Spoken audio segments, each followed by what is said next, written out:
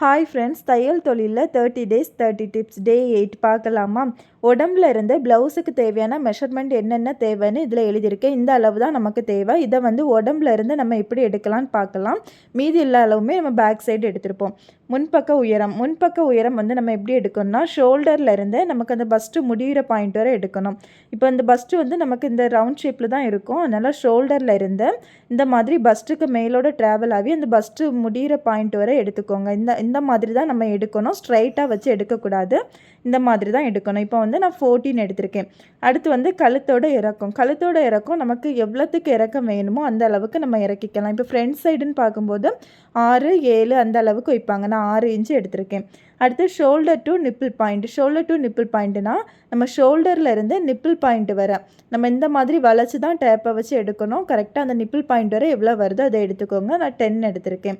அடுத்து மார்பு சுற்றளவுனா அப்பர் செஸ்டோட அளவு. நம்ம அந்த பஸ்ட்டுக்கு மேலே அக்கல் சைடு சுற்றி தான் நம்ம எடுக்கணும். எடுக்கும்போது கொஞ்சம் டைட்டாக எடுத்துக்கோங்க. நான் 34 எழுதியிருக்கேன். நிப்பிள் டு நிப்பிள் பாயிண்ட்னா நம்ம நிப்பிள் டு நிப்பிள் பாயிண்ட் வரை உள்ள அளவை எடுத்துக்கோங்க. இந்த மாதிரி டேப்பை வச்சு கரெக்டாக எடுத்துக்கோங்க. இந்த மாதிரி தான் நம்ம உடம்புல இருந்து ஃப்ரண்ட் பார்ட் மெஷர்மெண்ட் எடுப்போம். இந்த டிப்ஸ் உங்களுக்கு பிடிச்சிருந்தா லைக் பண்ணுங்கள். தேங்க்யூ.